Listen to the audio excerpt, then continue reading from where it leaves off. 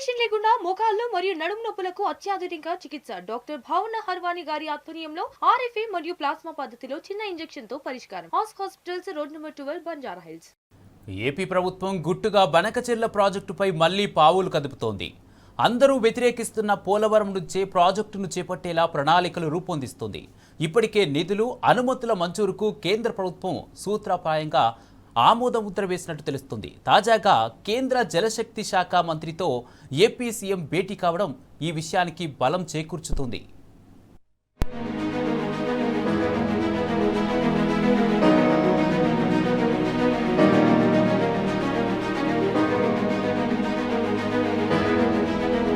గోదావరి జలాలను కొల్లగొట్టేందుకు తలపెట్టిన గోదావరి బనకచెర్ల లింక్ ప్రాజెక్టుపై ఏపీ సర్కార్ మళ్లీ పావులు కదుపుతున్నది. పోలవరం నుంచే గోదావరి జలాల మళ్లింపును చేపట్టాలని కేంద్రంపై ఒత్తిడి తెస్తున్నది.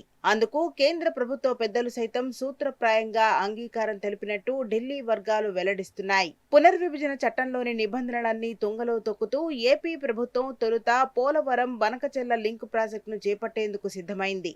వరద జలాల పేరిట 200 టీఎంసీల గోదావరి జలాలను ప్రకాశం బొల్లాపల్లి రిజర్వాయర్ మీదుగా పోతిరెడ్డిపాడు దిగువన బనకచెర్ల హెడ్ రెగ్యులేటరీకి, అక్కడి నుంచి పెన్నా బేసిన్ కు మళ్లించే ప్రతిపాదనలతో 80,112 కోట్ల రూపాయలతో లింక్ ప్రాజెక్టుకు ప్రణాళికలు సిద్ధం చేసింది. అయితే కేంద్ర సంస్థలు, కోబేసిన్ రాష్ట్రాలు, ఏపీలోని మేధావులు ఈ ప్రాజెక్టును వ్యతిరేకించడంతో వెనకడుగు వేసింది.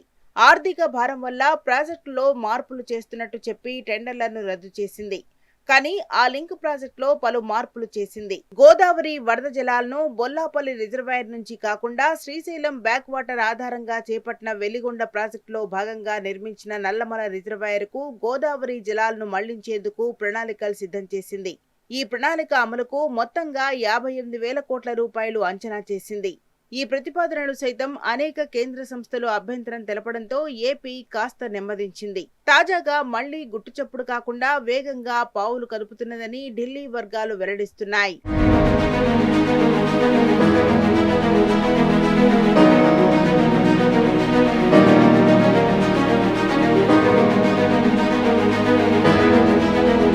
నిజానికి వరద జలాల మళ్లింపునకు నిధులు మంజూరు చేసే మార్గదర్శకాలేవీ కేంద్రం వద్ద లేవు. ట్రిబ్యునల్ ఇబ్బందులు ఉన్నాయి. ఈ నేపథ్యంలో తాజాగా గోదావరి బనకచెర్ల లింక్ ప్రాజెక్టును జీసీ ప్రాజెక్టులో భాగంగా చేపట్టాలని ఏపీ ప్రతిపాదించగా అందుకు కేంద్రం సూత్రప్రాయంగా అంగీకరించినట్టు తెలుస్తున్నది. తొలుత గోదావరి జలాలను ఇచ్చంపల్లి నుంచి కృష్ణా బేసిన్ కు, అక్కడి నుంచి సోమశిల మీదుగా కావేరీకి జలాలను తరలించాలనేది ప్రణాళిక. జీసీ లింకుపై తెలంగాణతో పాటు అనేక రాష్ట్రాలు అభ్యంతరం వ్యక్తం చేస్తున్నాయి. ఈ నేపథ్యంలో దశాబ్దాలుగా జీసీ లింక్ ముందుకు సాగడం లేదు. ఈ నేపథ్యంలోనే ఏపీ సైతం కొంతకాలంగా ఇచ్చంపల్లి నుంచి కాకుండా పోలవరం నుంచి జీసీ లింకును చేపట్టవచ్చని ప్రతిపాదిస్తున్నది.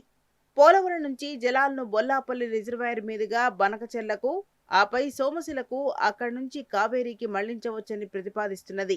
తద్వారా జీసీ లింక్ ఉద్దేశం నెరవేరడంతో పాటు ఏపీ బనకచెర్ల లింకు సైతం సాకారమవుతుంది. అదీగాక రివర్ లింక్ ప్రాజెక్టులో భాగంగా చేపట్టడం మూలంగా నిధులు మంజూరుకు, అనుమతుల మంజూరుకు సైతం ఎలాంటి ఆటంకాలు ఉండబోవని ఏపీ ప్రతిపాదించినట్టు తెలుస్తున్నది.